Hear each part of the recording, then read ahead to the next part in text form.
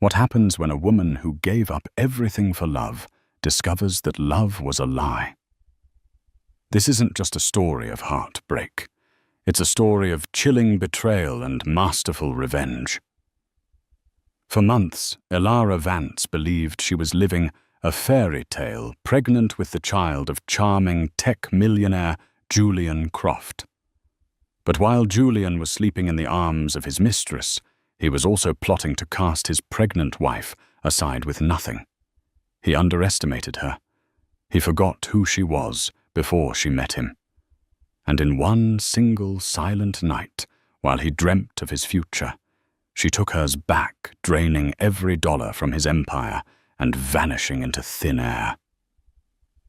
This is the story of how she did it. The silence in the house was the most expensive thing Julian Croft owned. It was a deep, velvety silence, purchased with triple-paned acoustic glass acres of secluded woodland in the hills above San Francisco, and a staff that moved with the ghostly quiet of shadows for Elara Vance, now Elara Croft. For the past 3 years, that silence had once felt like peace. Now, it felt like a tomb. She stood in the center of their cavernous walk-in closet, a space larger than her first apartment in the city. Racks of Julian's custom-tailored suits. Tom Ford Brioni stood like a disciplined army on one side. Her own wardrobe, a vibrant collection of couture he'd curated for her, faced his in a riot of color and silk. He called her his exotic bird, and this was her golden kit lined with Dior and Chanel. Elara ran a hand over her belly, where the slight, firm curve of her 5-month pregnancy was now undeniable. This child, their son, was supposed to be the final perfect piece of their perfect life. The heir to the Croft tech dynasty. But the joy she'd felt during the first trimester had curdled into a cold, hard knot of dread in her stomach. The betrayal hadn't been a sudden, shattering event. It was a slow poison, seeping into the foundations of their marriage.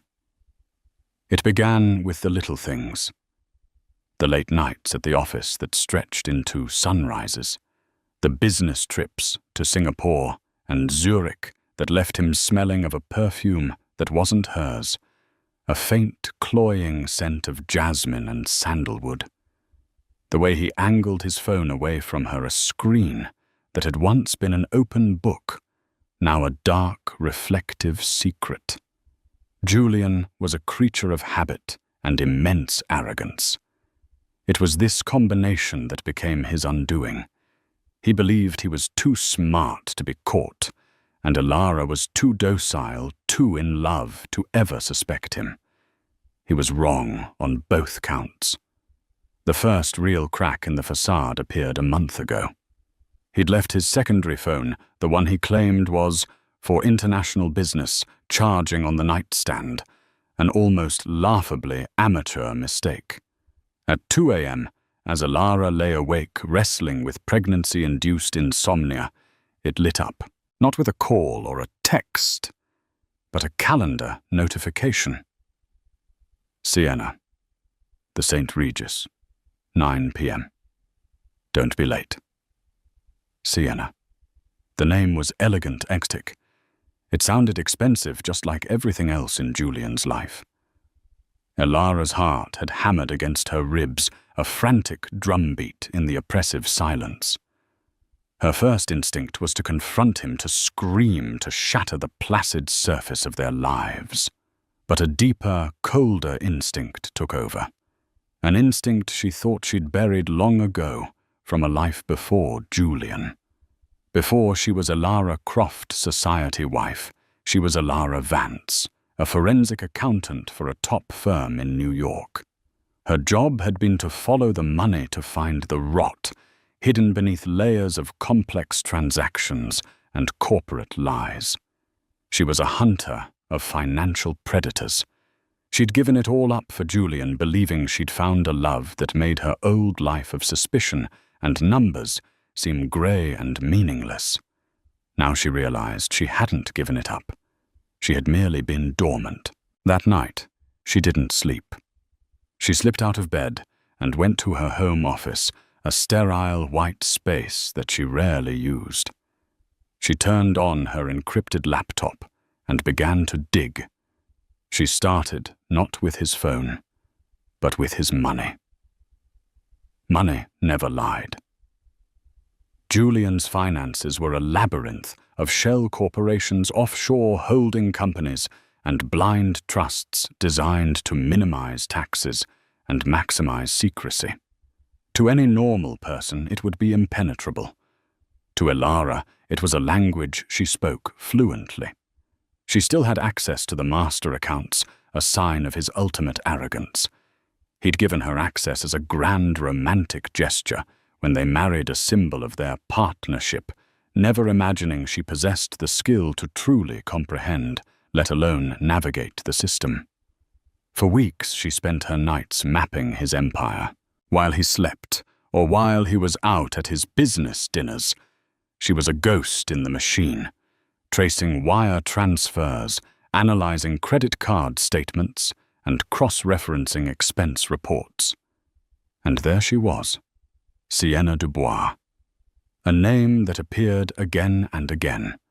A penthouse apartment in a new development downtown, paid for by a shell corporation linked to Julian. A black Amex card, a supplementary on an account Elara had never seen, racking up charges at designer boutiques and five-star hotels around the world. Flights that mirrored Julian's own travel schedule, but in first class, one row behind him. He wasn't just having an affair. He was funding a parallel life. The pain was immense, a physical blow that left her breathless. But the forensic accountant in her was dispassionate. Pain was data. It fueled her. The sheer scale of the deception was breathtaking. It wasn't just the money. It was the meticulous planning, the years of lies that underpinned every "I love you," every tender touch. But the catalyst, the event that turned her from a woman betrayed into an avenging angel, came last Tuesday. Julian was on a conference call in his home office, the heavy oak doors shut. He thought they were soundproof. They were not. Elara was walking past on her way to the kitchen when she heard his voice low and sharp. He wasn't talking about algorithms or stock prices. He was talking about her. "The prenup is ironclad, Marcus," he was saying, his voice stripped of all its usual charm. She recognized the name. Marcus Thorne, Julian's notoriously ruthless attorney. But the pregnancy complicates things. The optics are terrible. Elara froze her hand flat against the wall, her blood turning to ice. "We can't have a messy public divorce," Julian continued, his tone like flint. "Not with the IPO next year. I need to control the narrative. We'll build a case. Unstable, hormonal, emotionally erratic. We can get a psych evaluation ordered. We'll prove she's an unfit mother." An unfit mother. The word struck her with the force of a physical assault. He was going to take her son. "And the settlement." Marcus's voice was a tinny rasp over the speakerphone. "The prenup gives her a one-time payout of $1 million. A pittance. An insult. She'll fight it, of course. But once we have the leverage of the child, she'll fold. She'll take the deal and disappear. She can see the boy on supervised visits twice a year. If she behaves." Elara had to clamp a hand over her mouth to stifle a sob. It wasn't a sob of sadness. It was a sob of pure, unadulterated rage. He wasn't just going to leave her. He was going to erase her, paint her as a lunatic, and steal the only thing in the world that now mattered. He was going to use their child as a weapon to destroy her. In that moment, standing in the cold, silent hallway of her gilded cage, the heartbroken wife died. And the forensic accountant was reborn armed with a mother's fury.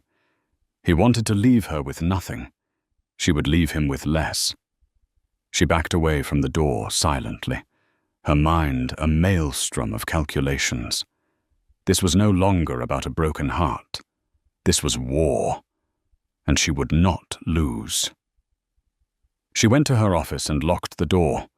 She pulled up the financial maps she had created, the labyrinth of his wealth. She saw the load-bearing walls, the critical junctions, the keystones that held the entire arch of his fortune together. And she began to draft a plan. Not a plan for divorce, but a plan for demolition. She needed an ally, someone she could trust implicitly, someone with a skill set that complemented her own. She picked up her burner phone, a simple, untraceable device she'd bought with cash weeks ago, and typed a single message to the only number saved in it. Her brother, Liam Vance. Liam was the black sheep of their family, a cybersecurity genius who lived in a messy apartment in Oakland and worked as a white hat hacker for a boutique security firm. He saw the world in lines of cut and firewalls.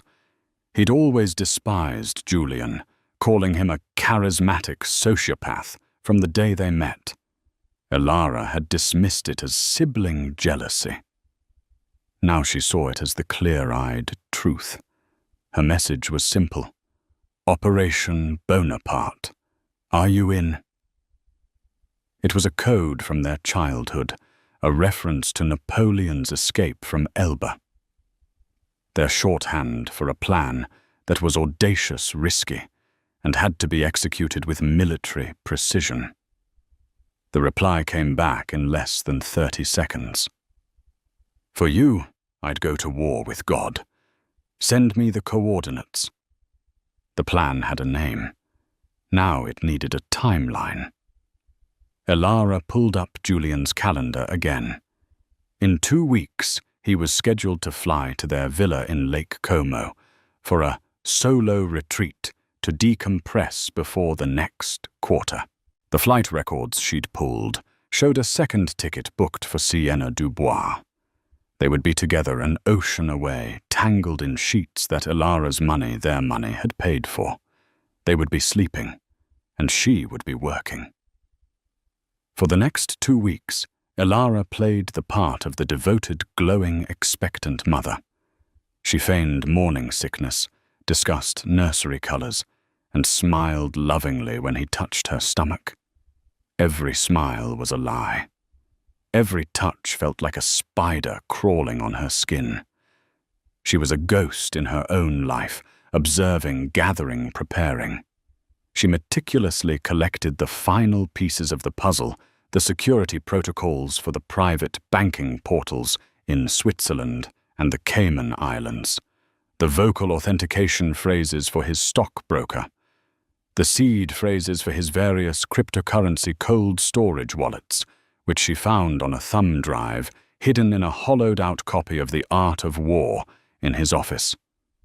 The irony was so bitter it was almost sweet. Liam worked on his end, setting up a series of virtual private networks, VPNs, that would route her digital activity through a dozen countries in a matter of seconds, making her online presence untraceable. He also prepared a clean slate package for her, a new identity, a passport, a driver's license, and a string of bank accounts in a country with no extradition treaty with the United States. He was her digital ghost maker. The night before Julian's flight, he was in a magnanimous mood. He presented her with a gift. It was a velvet box. Inside was a ridiculously large diamond necklace. For the most beautiful mother-to-be in the world, he said, his voice smooth as silk. Elara felt a wave of nausea, and it had nothing to do with her pregnancy. She allowed him to fasten it around her neck, its weight cold against her skin. "It's beautiful, Julian. Thank you. I'll miss you, he whispered, kissing her forehead. I'll call you every day from Como. I'll be waiting, she replied, meeting his eyes in the mirror. Her reflection was a stranger, a woman with a serene smile and eyes as hard as the diamonds at her throat. He would be sleeping beside his mistress, and she would be waiting. Not for his call, but for the moment to burn his kingdom to the ground. The flight to Milan took off at 10:05 p.m. Pacific time. Elara watched its icon crawl across the flight tracker app on her burner phone until it was a tiny speck over the Atlantic. Julian would be settling into his private suite on the upper deck of the A380, sipping vintage champagne. Sienna would be a few rows back, perhaps, sending him a discreet, thrilling text. The performance had begun. Elara's own performance was over. The moment the front door clicked shut behind him, the demure, smiling mask fell away. She walked through the silent, opulent house, her footsteps echoing in the cavernous space. She went to the closet and took off the diamond necklace. She didn't put it back in its velvet box. She let it drop onto the plush carpet, where it lay like a glittering snake. It was a shackle she would no longer wear. Her command center was her sterile white home office, now transformed. A second monitor, brought in by Liam 2 days prior, sat next to her encrypted laptop. A cooling fan hummed softly. On the desk sat a flask of lukewarm chamomile tea, 3 protein bars, and a high-capacity power bank. This was her war room. The battle would last approximately 8 hours, the window of opportunity between Julian falling asleep on the plane and his bank in Geneva opening for business. She put on a headset and initiated a secure end-to-end encrypted call to Liam. Stage 1. Are you green? Elara's voice was calm, devoid of emotion. Green across the board. Liam's voice crackled back, equally steady. I'm looking at the Croft network infrastructure right now. It's a fortress as is. But he left a key under the mat. The smart home integration, she stated not asked. The very same, Liam confirmed. He linked everything security cameras, climate control, the bank-grade server in the basement to a single IoT hub for convenience. The hub's security is top tier, but the firmware has a tiny vulnerability. I'm in. I have control of the internal network. I can see every packet of data moving in and out of this house. If any silent alarms trip, I'll kill them before they can phone home. You're invisible. Elara took a deep breath. Okay. I'm going in. Her strategy was a cascade designed for maximum speed and impact. She wouldn't just drain one account. She would trigger a simultaneous multi-front financial cataclysm. She had a list prioritized by liquidity and security. First target, the domestic accounts, Bank of America, JP Morgan Chase. These were the most visible, but held the least amount of his actual wealth, around $15 million in checking, savings, and money market accounts. This was Julian's operational cash. It was also the most easily traceable. This had to be the final step, the one that would raise the first alarm. She would come back to it. Second target. The brokerage accounts, Morgan Stanley, Goldman Sachs. This was the bulk of his liquid net worth outside of his company stock. Hundreds of millions in equities, bonds, and mutual funds. Accessing it required not just a password, but a 2-factor authentication code sent to Julian's primary phone. His phone was currently at 35,000 feet, set to airplane mode. Useless to him. But not to her. Liam, I'm initiating the login for the Morgan Stanley portal. I need you to intercept the 2FA. Ready, he said. Elara typed in the username and the complex password J. Croft to loves the game 77. She'd figured it out weeks ago. It was a variation of the password he used for his fantasy football league. His arrogance again was her greatest asset. The portal prompted for the 6-digit code. "It's sent. Go." "Got it," Liam said after a tense 4-second pause. The SMS was rerouted to a virtual number, then to me. "I'm seeing the packet. Code is 844-291. Elara's fingers flew across the keyboard. 844-291. Access granted. She was in. A dizzying array of numbers and stock symbols filled the screen. A portfolio worth over $250 million. Her heart pounded, but her hands were steady. She had rehearsed this in her mind 100 times. She didn't sell everything at once. That would trigger market alerts and trading halts. Instead, she executed a series of carefully calculated block trades, selling off large positions in highly liquid blue-chip stocks, Apple, Microsoft, Google, and converting them to cash. The money appeared in the core settlement account. Now to move it. She couldn't wire it directly to her new accounts. That was a red flag. This is where the labyrinth of shell corporations came into play. Over the past 3 years, Julian had occasionally used her name to set up small LLCs for investment purposes. They were empty shells, forgotten entities he'd used to shuffle money around. She had quietly legally taken full control of 3 of them. From the Morgan Stanley account, she initiated a series of wire transfers, each just under the $1 million mark, to avoid triggering enhanced scrutiny. The recipient was not a person, but Vance Holdings, LLC, for consulting services rendered. Then from Vance Holdings, the money would make another hop to a second shell, and then a third, before finally being wired to its ultimate destination, a newly opened corporate account at a private bank in Liechtenstein under the name Helvetia Strategic Solutions, an entity controlled by one Elara Vance. It was a painstaking process. Login, authenticate, sell wire. Login, authenticate, sell wire. For 2 solid hours, the only sounds were the clicking of her keyboard and the low hum of the computers. She repeated the process with the Goldman Sachs account, Liam flawlessly intercepting the 2FA codes each time. The numbers in the Liechtenstein account grew at a staggering rate. Third target. The offshore fortresses.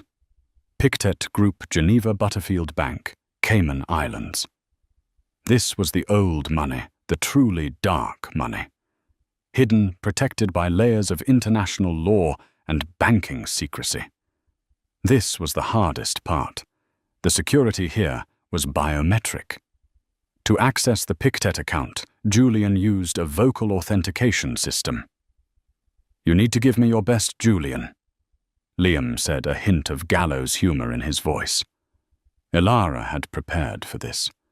She had hours of recordings of Julian's voice from his podcast, interviews, his keynote speeches, and most usefully from a recording she'd made of him dictating notes in his office. Using open-source AI software, she had stitched his words together, creating a digital voice print. It was a long shot. She initiated the call to the Pictet private banking hotline. A crisp Swiss-German voice answered, "Pictet Group, how may I assist you? I need to authorize a transfer." Elara said, her own voice disguised by a voice-altering software Liam had provided. "Of course. Please state your name and account number for verification." She provided the details. "Thank you, Mr. Croft.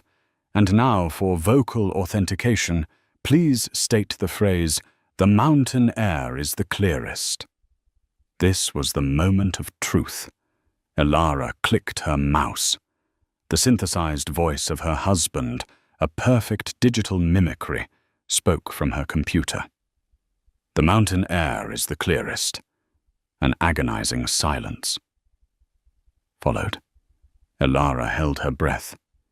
Had she made the vowels too long? Was the cadence off, verification successful? The banker said, his tone unchanged. How may we direct your funds, Mr. Croft? A wave of relief so intense it made her dizzy washed over Elara. She quickly dictated the instructions, transferring the entire balance, a shocking 180 million euros, to the same Liechtenstein account. She used a pre-arranged excuse about consolidating assets ahead of a new tech venture. The banker didn't question it. His job was to follow instructions from a verified client. The Cayman Islands account was even more difficult. It required a physical security key, a small USB device that generated a one-time cryptographic signature. Julian kept his on his person at all times, except for the spare, which he kept in the back of his office safe. A safe she had learned the combination to by watching him through a strategically placed nanny cam, disguised as a smoke detector a month ago. The transfer was made. Another $95 million joined the torrent of cash flowing into her control. Fourth target, the untouchable, cryptocurrency. Julian had been an early adopter of crypto. He'd bragged to her once after too much wine that his crypto portfolio was his apocalypse insurance, completely untraceable and untouchable. He kept the private keys in cold storage on a Ledger Nano X, the very thumb drive she'd found in his copy of The Art of War. This was Liam's territory. He guided her through the process of connecting the ledger, accessing the wallets, and transferring the contents, Bitcoin, Ethereum, and a dozen other altcoins to a new anonymous wallet that only she and Liam knew existed. The value fluctuated by the second, but it was well over 50 million final target. The insult. The sun was beginning to cast a faint grey light over the hills outside. It was 6 a.m. The European banks were open. The New York Stock Exchange would open in 2 hours. The window was closing. It was time for the domestic accounts. Elara logged into the Bank of America portal. No complex security here, just a simple password. She looked at their joint checking account, a balance of 786 tons, 452,19. This was their life account. Mortgages, staff salaries, her allowance. It was all paid from here. She transferred the entire amount down to the last cent to one of her shell companies. Then she paused. With a grim smile, she initiated one final transfer into the account. A deposit. For $100.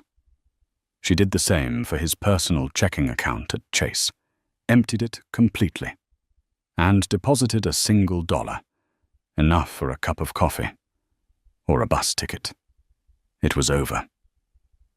She leaned back in her chair, her body trembling with exhaustion and adrenaline.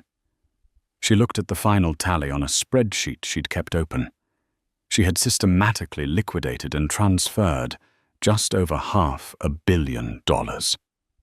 Liam, she whispered into the headset, her voice hoarse. It's done. Phase 1 is complete. Jesus, Elara, he breathed. I'm looking at the logs. It's a thing of beauty. A digital guillotine. You didn't just rob him. You completely erased his financial identity. Phase 2, she said, already moving her mind, focused on the next step. The data. Julian's server in the basement didn't just run the house. It contained his life. Every email, every document, every contract. And most importantly, a hidden encrypted partition labeled contingency. She'd discovered it during her nightly explorations. Liam had already broken the encryption. It was Julian's blackmail folder. Dirt on business rivals, politicians, and even his own board members. It was his ultimate leverage, and now it was hers. "I'm initiating the download to the secure cloud server," Liam said. "It's 800 gigs. It'll take about 20 minutes. After it's done, I'll wipe the source drive. I mean, really wipe it. Department of Defense level scrub. There won't be a single byte left." While the data transferred, Elara moved through the house. She took nothing of value. Not the jewelry, not the art, not the clothes. She packed a single suitcase with practical items, the burner phones, her new passport, and the crypto ledger. The things she owned before Julian, and the tools of her new life. She walked into their bedroom. The indentation of his head was still on the pillow next to hers. She felt nothing. She went into the bathroom and took out the pregnancy test that had started it all, the one she'd saved with its 2 triumphant pink lines. She placed it squarely on his pillow. Her phone buzzed. It was Liam. "Download complete. Wiping the drive now. You need to go, Elara. Get out of there. The digital trail is gone. Now the physical one has to disappear too." She walked down the grand staircase for the last time. In the foyer, she paused and looked at a large framed portrait of her and Julian on their wedding day. They looked so happy, so full of hope. It was all a lie. She took the single house key from her purse, placed it on a marble table beneath the portrait, and walked out the front door, not bothering to lock it behind her. An untraceable car service she had booked was waiting for her at the bottom of the long, winding driveway. The sun was rising. It was the first day of her new life, and the last day of Julian Croft's. He just didn't know it yet. Julian Croft woke up to the gentle rocking of the descent into Milan, and the syrupy voice of a flight attendant offering him a hot towel. He felt magnificent. The 8-hour flight had been a blissful, dreamless void. He'd spent the first 2 hours texting Sienna, building the anticipation for their week together, before sliding into a deep, untroubled sleep.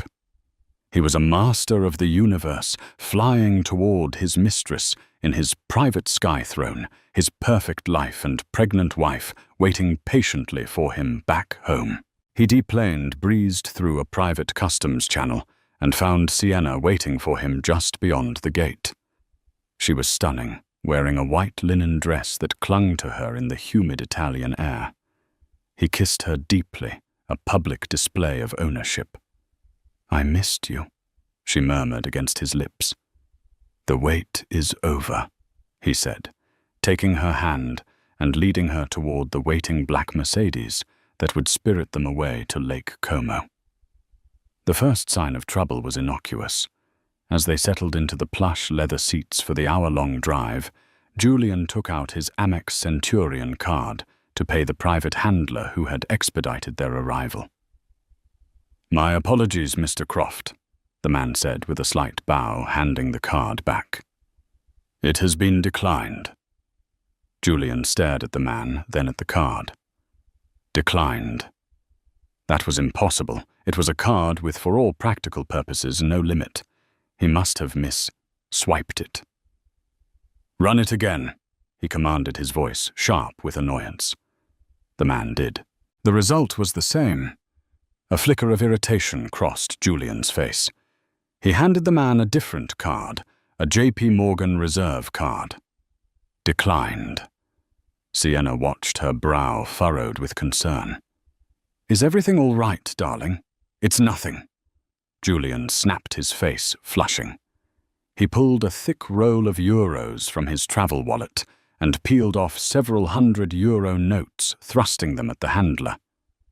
"A network issue with the American banks. It happens." But a cold seed of unease had been planted.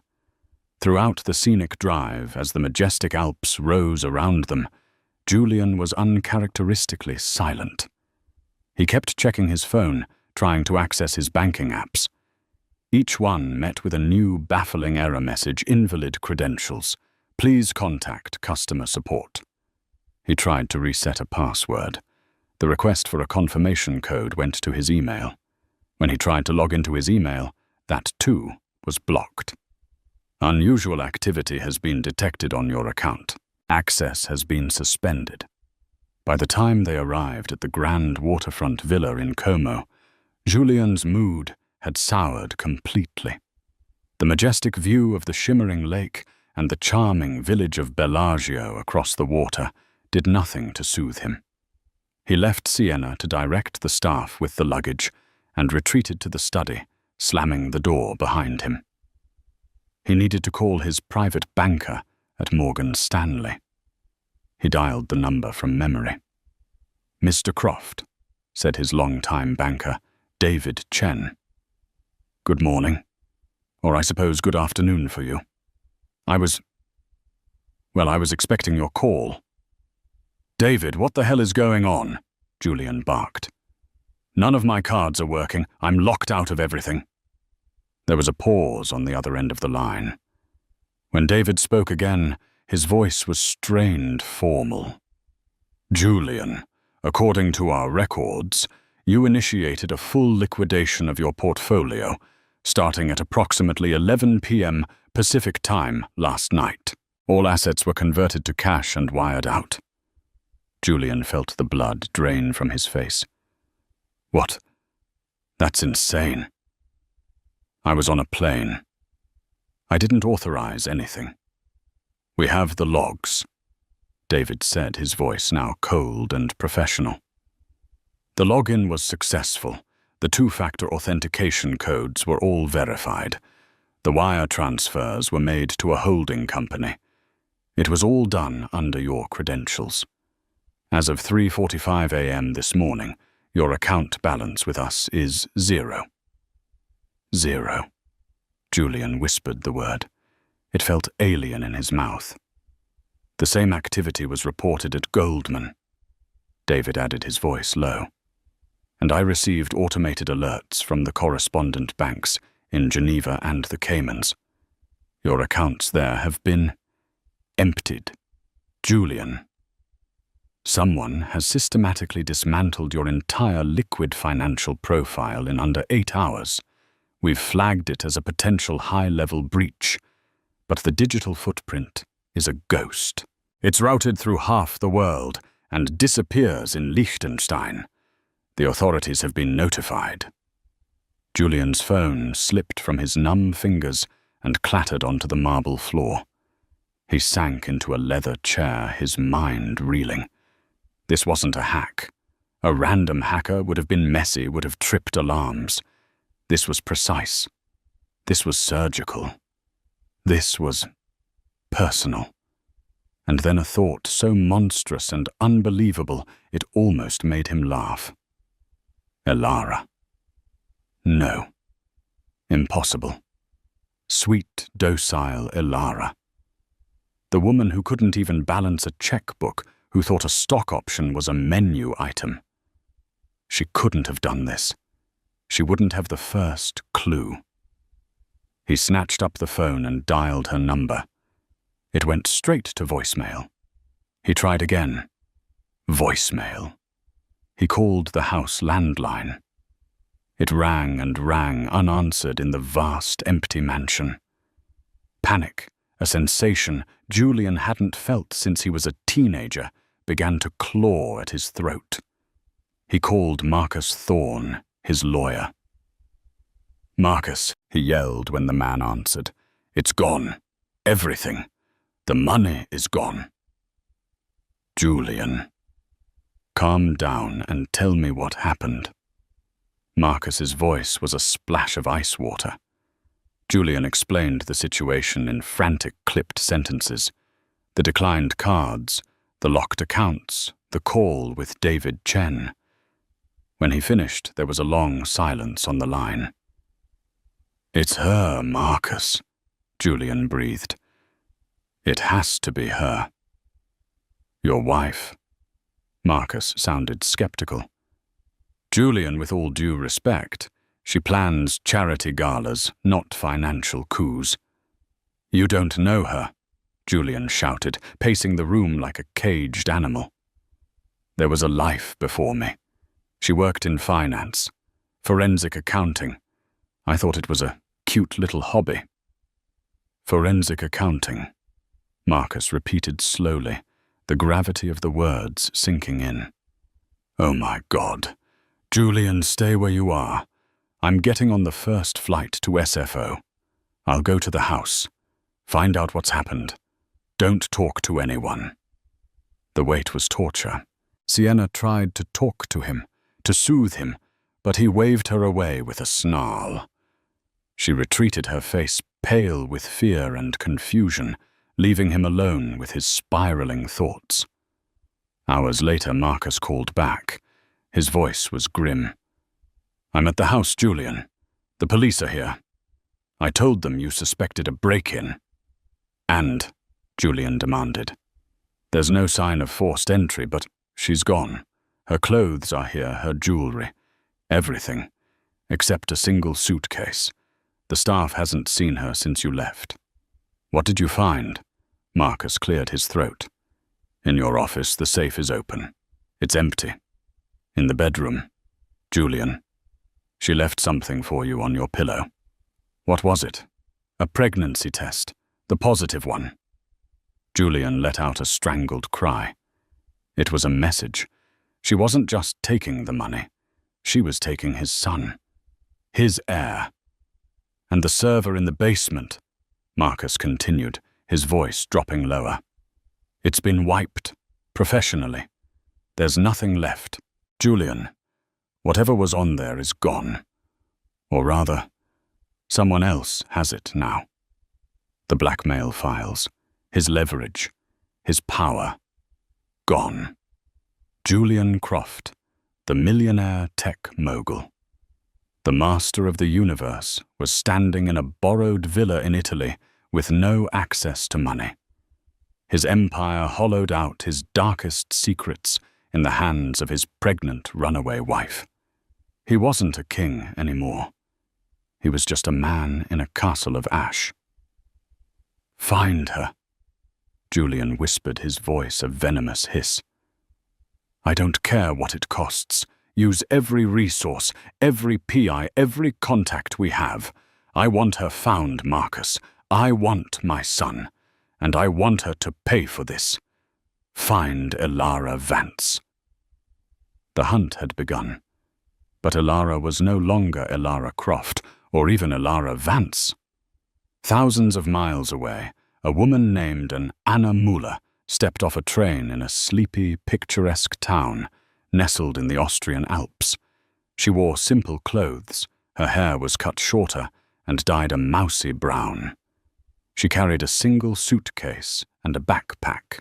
She was visibly pregnant and looked like any other European woman seeking quiet and fresh mountain air. She checked into a modest, clean guest house she had booked months in advance, paying for 3 months up front in cash. The room had a small balcony that overlooked a valley of breathtaking beauty. That evening she sat on the balcony, wrapped in a warm blanket, sipping herbal tea. She logged onto her new laptop, connecting to the internet via a secure, anonymous satellite link Liam had arranged. She opened a single file, a live feed of the financial markets. She watched as the first reports began to surface on niche financial blogs. Unusual trading activity detected in Croft Technologies linked accounts. Rumors of a massive coordinated breach against CEO Julian Croft. A small grim smile touched Anna Muller's lips.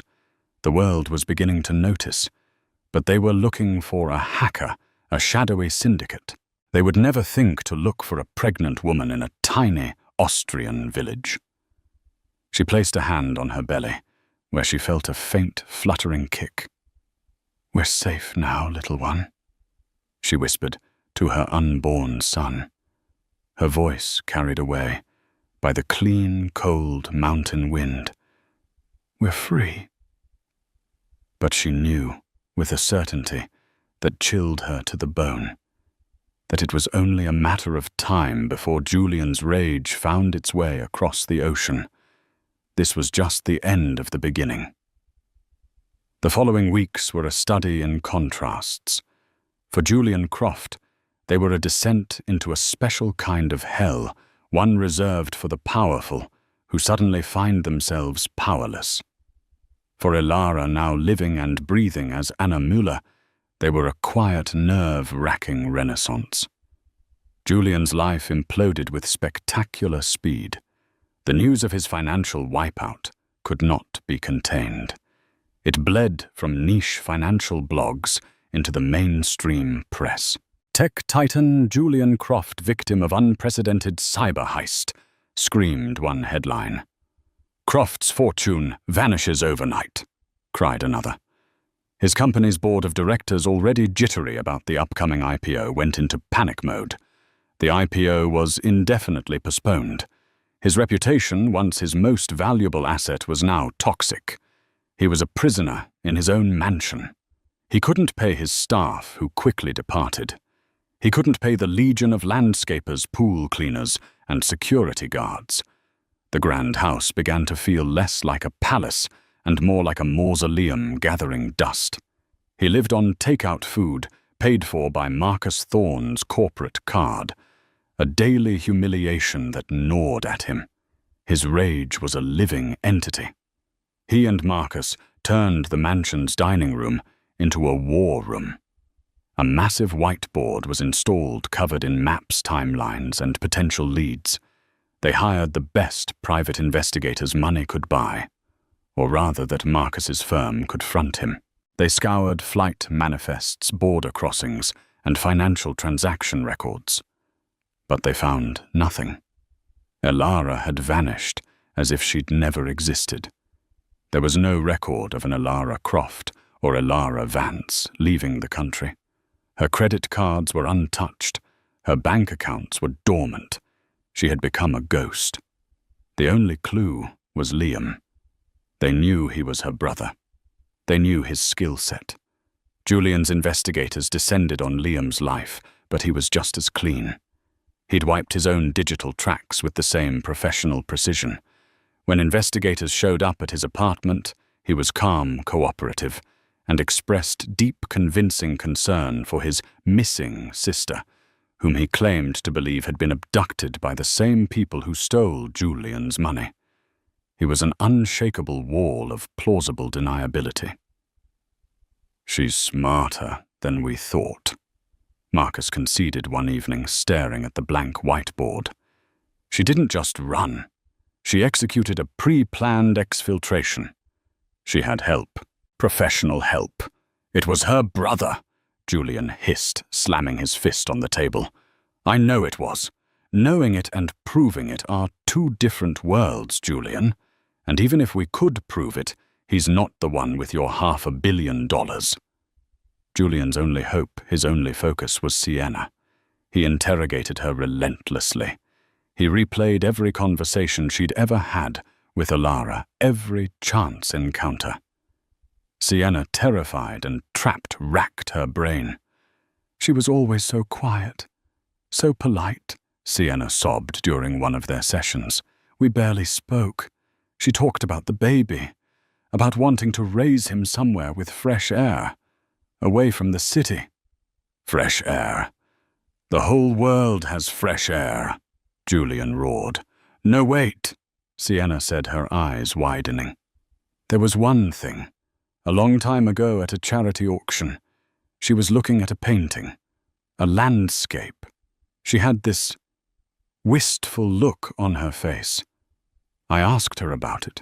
She said it reminded her of a place her grandmother used to take her as a girl. A place she said was the most peaceful on earth." Julian leaned forward, his eyes boring into her. "What place, Sienna?" "What was the name of the place?" "Hallstatt," Sienna whispered. "She said it was a tiny village on a lake in Austria." It was a sliver, a ghost of a memory. But it was more than they'd had in a month. Marcus immediately dispatched a team of his best investigators, discreet European-based operatives, to the Salzkammergut region of Austria. Their instructions were simple. Don't look for Elara Croft. Look for a pregnant, single American woman who arrived about a month ago. Blend in, watch, wait. Meanwhile, in Hallstatt, Elara, as Anna Müller had settled into a rhythm. Her life was simple, monastic. She woke early, took long, slow walks along the edge of the crystal-clear lake, bought fresh bread and cheese from the local market, and spent her afternoons reading books on motherhood and child development. The town, with its charming 16th-century houses clinging to the mountainside, was a balm to her soul. For the first time in years, she felt the silence not as an oppressive void, but as genuine peace. She kept track of Julian's downfall through the news. She felt a grim satisfaction, but no joy. Her goal had not been to revel in his destruction, but to secure her and her son's survival. She also had a second, more powerful insurance policy: the blackmail files. Liam had helped her set up a dead man's switch. A secure server was loaded with the most damning of Julian's files, curated into neat folders, labeled with the names of board members, politicians, and business rivals. If Elara failed to log in and reset a countdown timer every 72 hours, the server would automatically email the contents of those folders to the people involved, as well as to a list of major international news outlets.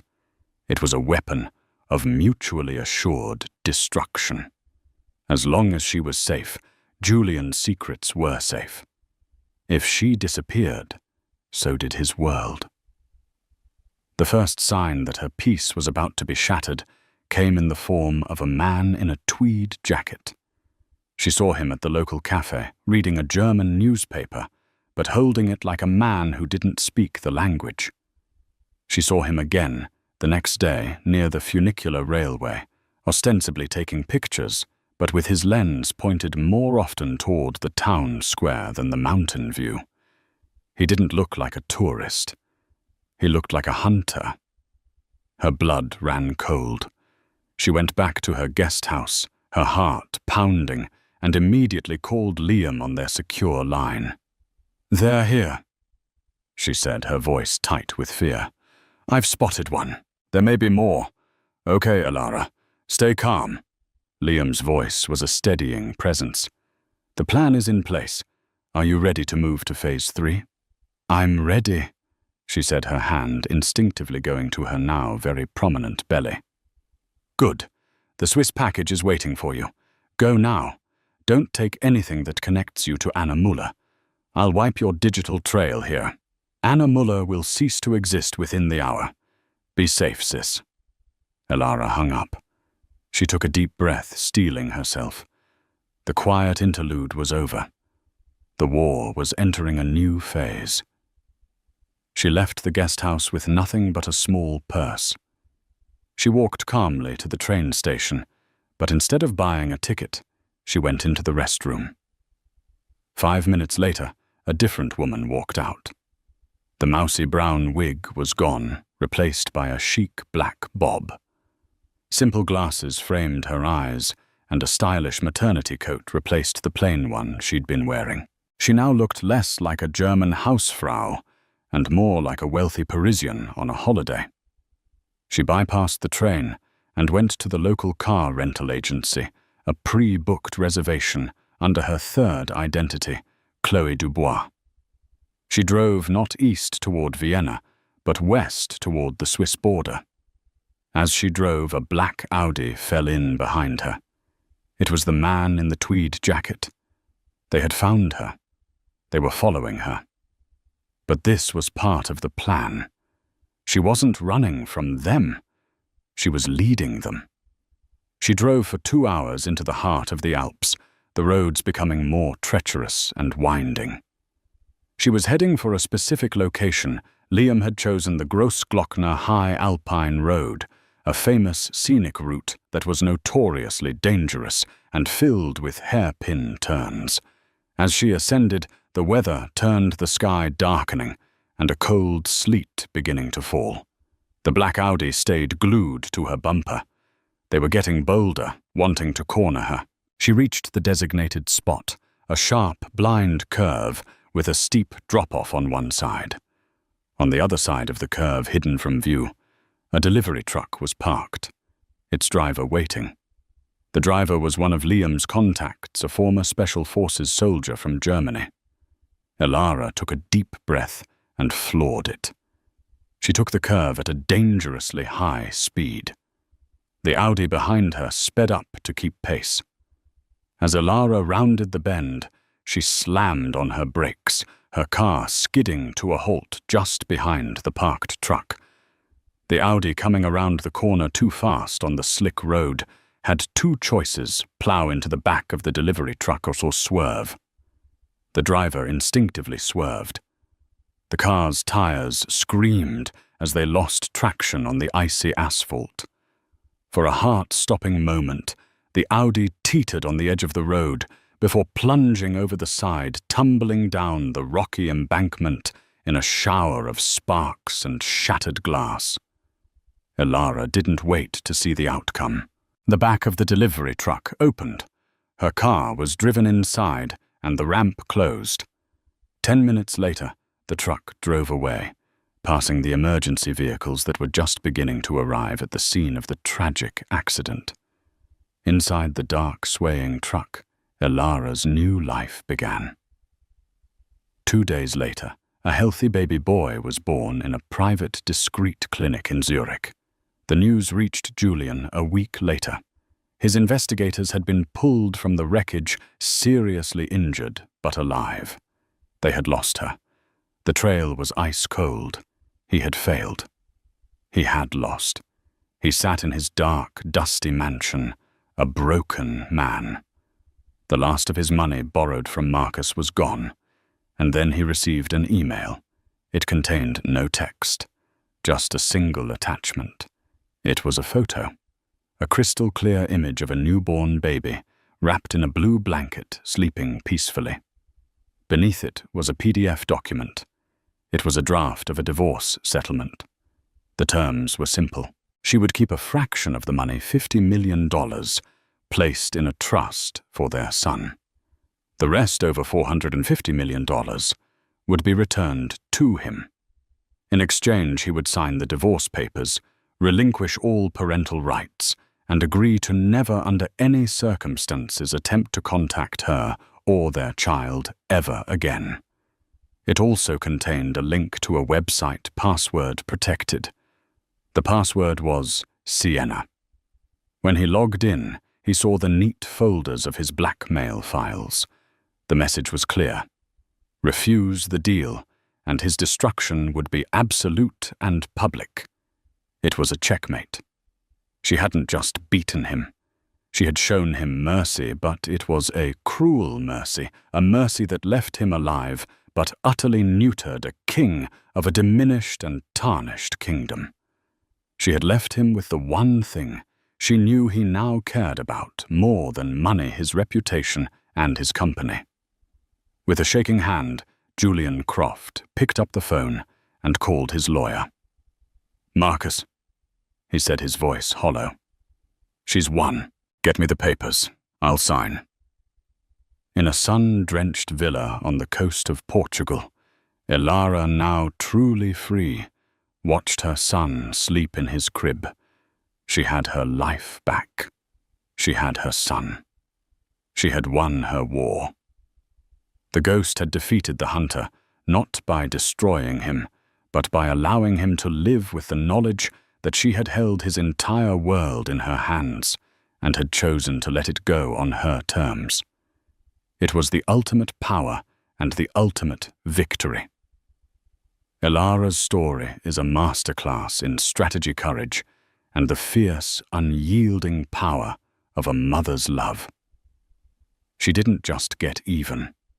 She reset the board and rewrote the rules of the game. From the brink of total devastation, she built a fortress to protect her child and secured their freedom. It's a gripping reminder that the quietest people often have the most resilient minds and the strongest wills. A gasp rippled through the gilded ballroom of the St. Regis Hanoi. All eyes were on the woman in crimson. Her hand still raised her face a mask of triumph. Before her, the gentle, pregnant wife of billionaire mogul Marcus Thorne stumbled a hand protectively, clutching her swollen belly, the imprint of a sapap blooming on her cheek. The city's elite watched breathless as the mistress, bold and unrepentant, declared her victory. But the real drama wasn't the public humiliation or the shattered illusion of a perfect marriage. The true bombshell was nestled deep inside the womb, a secret waiting to be revealed not by words, but by the frantic telling rhythm of a tiny unborn heart. Isabella Thorne believed her life was a fairy tale. At 26, she was the wife of Marcus Thorne, a man whose name was synonymous with power in Southeast Asia's tech scene. Their love story was the stuff of legend, a whirlwind romance that saw a humble art curator marry into one of Hanoi's most influential families. Marcus was her everything charming, attentive, and fiercely protective.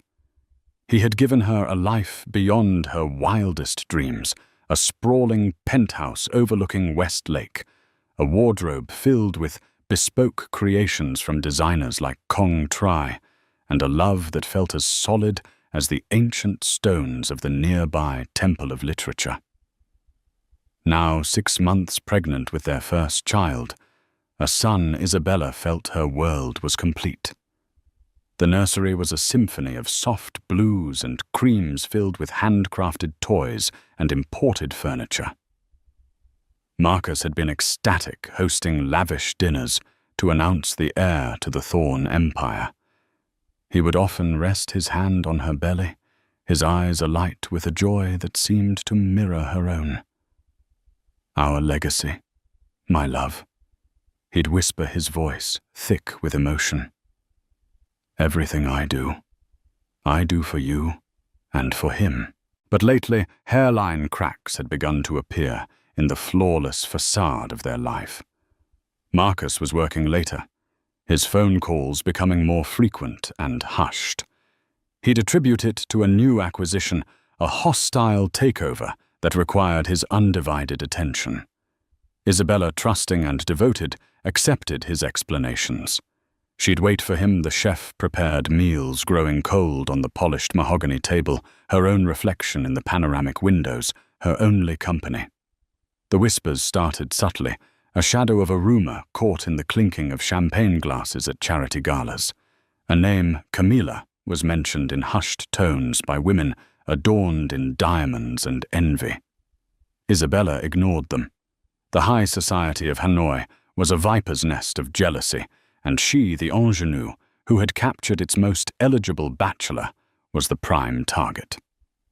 Camilla, as Isabella would soon learn, was Camilla Tran, a ruthlessly ambitious socialite and a former flame of Marcus's from his university days.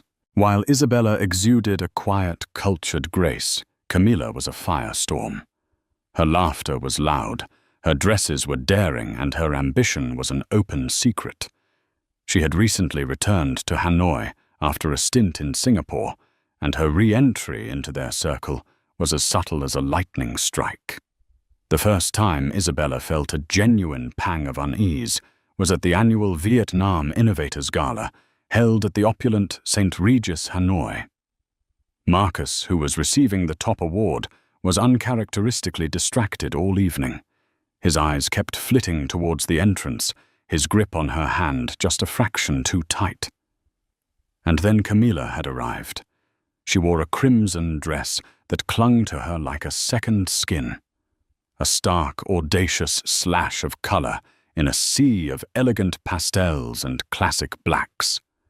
She moved through the crowd with the predatory grace of a panther, her gaze locking onto Marcus across the ballroom. Isabella saw the flicker of something in her husband's eyes. Not just recognition, but something deeper, more complicated. A ghost of a memory, a shared history that excluded her. Throughout the night she watched as Camilla artfully cornered Marcus, her hand lingering on his arm, her laughter echoing a little too loudly in their conversations. Marcus, for his part, seemed flustered, a state so alien to his usual composed demeanor that it set Isabella's nerves on edge. "She's just an old friend, darling," he had reassured her later that night, his voice smooth as silk. A bit intense but harmless. He had pulled her into his arms, his lips finding hers, and for a moment the warmth of his embrace melted her fears. She wanted to believe him. To doubt Marcus was to doubt the very foundation of her world. But the seeds of doubt had been planted. A week later, a receipt for a lavish bouquet of black roses, a flower Isabella detested but knew was Camilla's favorite, fell out of his briefcase. He'd brushed it off as a corporate gift. Then there was the late-night text that buzzed on his phone, a simple "thinking of you" from a number he quickly deleted. The excuses became more elaborate, the distance between them growing from a hairline crack to a chasm. Isabella felt a profound and suffocating loneliness. The sprawling penthouse, once a symbol of her fairy tale life, now felt like a gilded cage. Her friends, mostly wives of Marcus's business associates, offered sympathetic but ultimately hollow words. They were part of this world. They understood its unspoken rules, the silent accommodations, the turning of a blind eye. But Isabella's heart, pure and perhaps a little naive, couldn't accept that. Love to her was not a transaction or an arrangement. It was a sacred, all-consuming truth. The pregnancy, once her greatest joy, now became a source of anxiety. She felt a desperate need to protect her unborn son, not just from the world, but from the encroaching shadows in her own home. She tried to talk to Marcus to break through the wall he was meticulously building around himself. "Is everything all right, Marcus?" she asked one evening, her hand on his arm as he stared out at the city lights. "You seem so far away." He turned his face a carefully constructed mask of affection. "Just stress, my love. This deal is draining. Once it's over, it'll be just the three of us. I promise." He tilted her chin up and kissed her, a perfunctory gesture that no longer reached his eyes. Isabella knew with a certainty that chilled her to the bone that he was lying. The deal wasn't about business. The hostile takeover was happening right under her roof, and the enemy was not a rival corporation, but a woman in a crimson dress who smelled of black roses and broken promises. The fairy tale was over. Isabella was trapped, pregnant, and alone, standing on the precipice of a devastating truth, with no idea just how brutal the revelation would be. The breaking point arrived with an embossed, cream-colored invitation. The Thorn Corporation was celebrating its 50th anniversary with a grand ball. It was to be the social event of the season, a testament to the family's enduring legacy and power. For Isabella, it felt less like a celebration and more like a stage for the final act of her disintegrating marriage. In the weeks leading up to the event, Marcus was a whirlwind of activity, but his focus was sharp, his mood almost buoyant. He presented Isabella with a stunning midnight blue gown by a Parisian couturier and a sapphire necklace that mirrored the depths of West Lake. "You will be the most beautiful woman there," he said, his voice brimming with a sincerity she hadn't heard in months. "The mother of my son, the queen of my heart." For a fleeting, hopeful moment, Isabella allowed herself to believe him. Perhaps the affair, the whispers, the lies, had been a fleeting madness. Perhaps this night was his way of reaffirming their bond, of showing the world, and her, that she was the one who truly mattered. She pushed her anxieties down, focusing on the baby's gentle kicks, a secret language of reassurance between mother and child. The night of the ballroom of the St. Regis Hanoi, was transformed into an enchanted forest from a Vietnamese folk tale. Thousands of orchids cascaded from the ceilings, and the air was thick with the scent of jasmine and the low hum of high-powered conversations. Isabella on Marcus's arm was a vision of serene elegance. The deep blue of her gown complemented her pregnancy, and the thorn sapphires at her throat glittered with every turn of her head. She smiled. She mingled. She played the part of the perfect billionaire's wife, all while a cold knot of dread tightened in her stomach. She knew Camilla would be there. It was inevitable. And sure enough, she saw her holding court by the champagne fountain, not in her usual audacious red, but in a startlingly white, almost bridal gown. The dress was a deliberate, provocative choice, an open challenge. Camilla's eyes found Isabella's across the room, and she offered a slow, deliberate smile that was anything but friendly. Marcus stiffened beside her. "Ignore her," he murmured, his grip on her elbow becoming possessive. "Tonight is about us." But Camilla had no intention of being ignored. As the night wore on, she seemed to be everywhere Isabella was. If Isabella moved to the terrace for a breath of fresh air, Camilla would appear moments later, her laughter sharp and piercing. If Isabella paused to speak with an acquaintance, Camilla would glide past her perfume, the cloying scent of black roses, leaving a toxic trail. It was a calculated campaign of psychological warfare, and it was working. Isabella's composure began to fray. The climax came just after the main speeches. Marcus had just delivered a moving tribute to his family and the future of his company, concluding with a toast to my beautiful wife, Isabella, and our son, who will one day lead this legacy. The room erupted in applause. Beaming Marcus turned to kiss her, a public display of affection designed to cement their image as the perfect couple. It was in that moment of manufactured bliss that Camilla made her move. She strode towards their central table, her white dress parting the sea of guests like the prow of a ship. There was no hesitation in her steps, no doubt in her eyes. The murmuring of the crowd died down as she approached a collective intake of breath, creating a vacuum of silence in the grand ballroom. She stopped directly in front of Isabella, who was still seated. Marcus, caught off guard, stood halfway, his smile frozen on his face. Legacy. Camilla's voice was clear and cold, slicing through the silence. Your son. She laughed, a short, sharp, ugly sound. Marcus, you are a wonderful storyteller, but you seem to have forgotten the main character. She turned her venomous gaze on Isabella. You poor, pathetic little thing. Did you really believe all of it? The love story. The happy family. Isabella, stunned into silence, could only stare up at her. Her heart hammered against her ribs, a frantic bird trapped in a cage.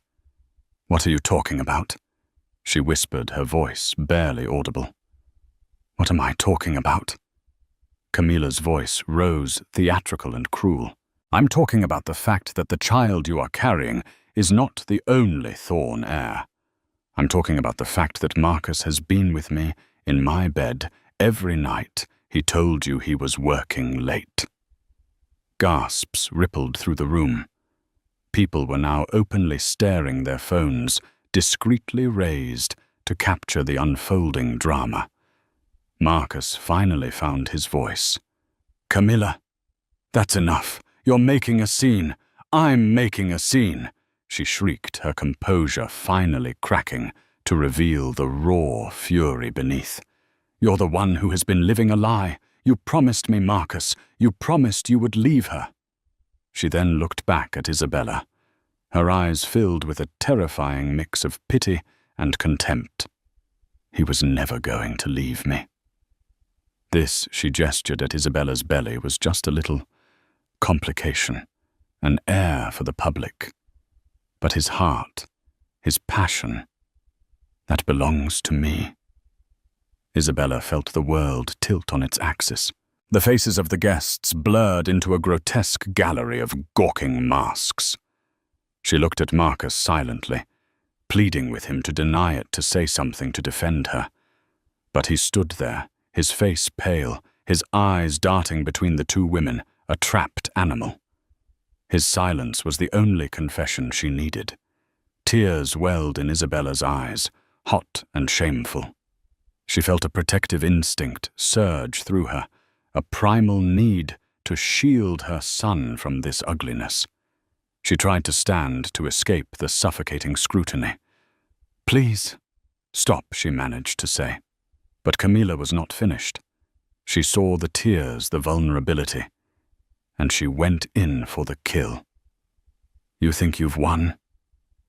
You think this baby solidifies your position? You are nothing but an incubator, a vessel." And then, with a movement so swift it seemed to surprise even herself, Camilla leaned forward and swung her arm. Crack! The sound was sharp and shockingly loud in the silent room. Isabella's head snapped to the side, the force of the blow sending a jolt through her entire body. A collective horrified gasp erupted from the onlookers. For a moment, there was only the stinging heat on her cheek and the stunned realization of what had just happened. Camilla the Mistress had slapped the pregnant wife of Marcus Thorne in front of everyone. Isabella stumbled back, her hand flying to her cheek, but her other arm wrapped instinctively desperately around her stomach. The humiliation was a physical blow, a crushing weight that stole the air from her lungs. She looked at the faces around her, the shock, the pity, the morbid curiosity. She looked at Marcus, whose face was a canvas of horror and indecision, and then she looked at Camilla, who stood there, her chest heaving, her hand still tingling, a triumphant, hateful glare in her eyes. The fairy tale had not just ended, it had been violently, publicly, and irrevocably shattered. And as a sharp, cramping pain shot through her abdomen, Isabella realized the slap was not the most painful blow she would receive that night. The real agony was just beginning. The slap echoed in the cavernous ballroom, a definitive brutal end to the night's festivities. The immediate aftermath was a chaotic tableau of shock and confusion. For a heartbeat, everyone, including Marcus, seemed frozen. Then the world lurched back into motion. Isabella, her mind reeling from the dual assault of humiliation and physical pain, felt her knees buckle. The sharp cramp in her lower abdomen intensified, radiating outwards in a wave of pure agony. A small, involuntary soul escaped her lips. "My baby," she whispered, her voice choked with terror. Her protective instinct overrode everything else. The shame, the anger, the betrayal. All that mattered was the tiny, precious life inside her.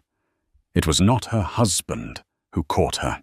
It was his father, Arthur Thorne, the family patriarch, who had been watching from a nearby table with an expression of grim fury. He surged forward, his old but still powerful frame moving with surprising speed, catching Isabella's arm just as she was about to collapse. "Get her a chair! Someone call a doctor!" he bellowed, his voice accustomed to commanding boardrooms cutting through the stunned murmurs of the crowd. Marcus finally snapped out of his paralysis. "Isabella."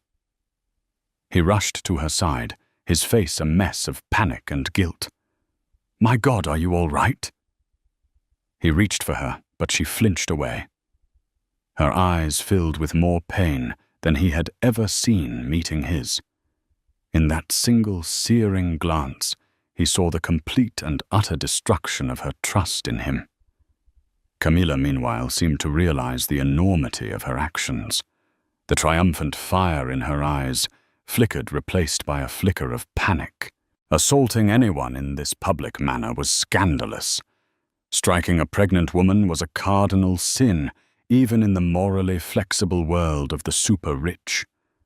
She took a half-step back, her gaze darting towards the exits. She had intended to cause a scene to force Marcus's hand, but this was spiraling out of control. I didn't mean, she began, but her words were cut off by Arthur Thorne's glacial stare. You, he said, his voice low and lethally soft, will not move an inch. Security.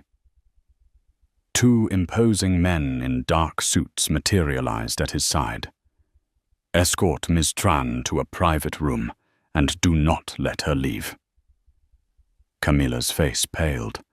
She opened her mouth to protest, but one look at the unyielding fury in Arthur's eyes silenced her. Without another word, the guards flanked her and guided her away, her white dress now looking less like a bridal gown and more like a shroud. All focus was now on Isabella. She was gasping, her breaths coming in shallow, ragged pants. The cramping was getting worse. It hurts, she cried, clutching her belly as if she could physically hold her son in place. Marcus, it hurts. Despite her flinching away, her fear-driven instinct was to call out to the man she still on some level saw as her protector. Marcus, his face ashen, knelt before her. I'm here, Isabella. I'm so sorry. We'll get you to the hospital. He tried to take her hand, and this time she let him, her fingers gripping his with a desperate strength. The St. Regis staff, trained for any contingency, moved with quiet efficiency. A makeshift screen was erected around the table, affording the Thornes a sliver of privacy from the hundreds of prying eyes. A medic who was on standby for the event was at Isabella's side, in moments taking her pulse, his face grim. Her blood pressure is dangerously high. She's cramping. We need to get her to a hospital immediately. The FV hospital is the closest, with a top-tier maternity ward, the medic announced, referring to the well-regarded Franco-Vietnamese hospital in Ho Chi Minh City, which had a prestigious branch in Hanoi. The logistics of the escape were a blur to Isabella. She was vaguely aware of being transferred to a wheelchair, of being wheeled through service corridors and down a private elevator away from the whispers and the stairs.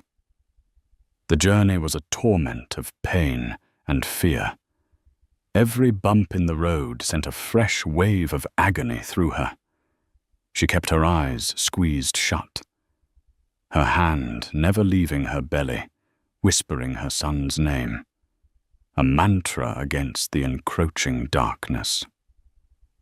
Marcus sat beside her in the back of his Maybach, a silent, tormented figure. The mask of the powerful CEO was gone, replaced by the raw fear of a man watching his world crumble due to his own weakness. He kept murmuring apologies, a litany of "I'm sorry, Isabella. I never wanted this. Please be okay." Isabella didn't respond. His words were meaningless static, the buzzing of a fly in a hurricane.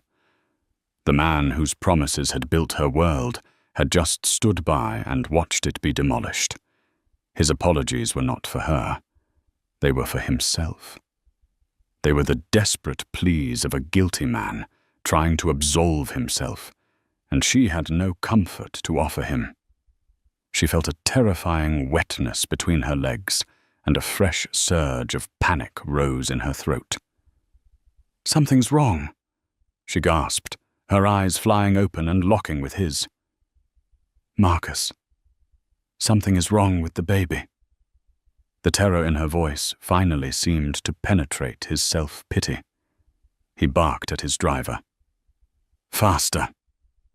For God's sake, drive faster."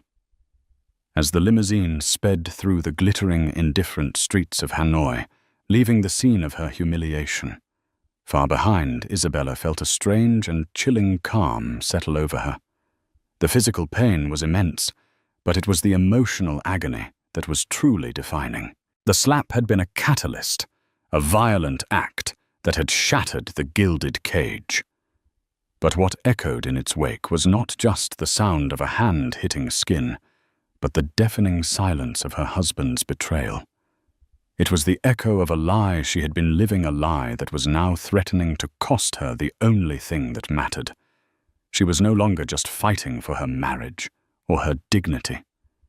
She was fighting for her son's life.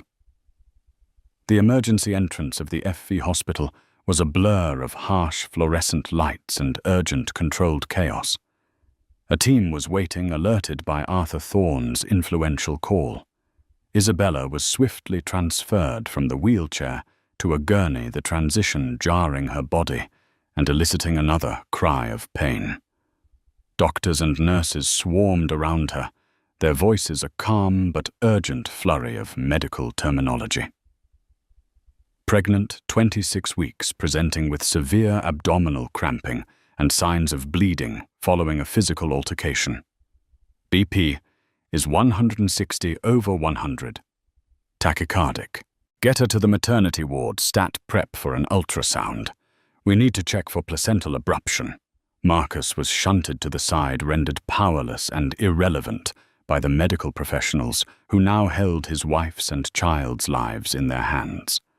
He stood in the corridor, his tuxedo looking absurdly out of place, his hands stained with a small amount of Isabella's blood where he had tried to comfort her. He watched as they wheeled her away, her hand still protectively on her belly, her face pale and etched with fear. The doors swung shut behind her, leaving him alone with the crushing weight of his guilt. Inside the examination room, the atmosphere was tense.